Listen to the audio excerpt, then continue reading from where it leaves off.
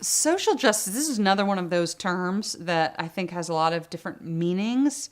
So I think what I will say is my understanding is what I observe from people who claim to be advocates of social justice. I mean, first, let's say I'm not anti-justice, but what does justice mean from a biblical perspective? It means getting what you deserve.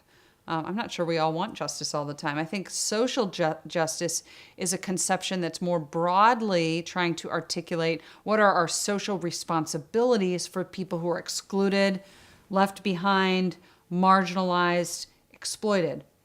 That said, I think that there's really important things that people in the social justice movement are talking about. There are people alive today who are permanently exploited and are poor as a result of it. And we need to think about what it's going to take to get them out of that situation. Where I might disagree with some of my social justice contemporaries, if you will, is the means by which we do that. In many cases, social justice pioneers and advocates really want redistribution. It's what we talked about before. They think that the best way to care for the poor is to just redistribute wealth.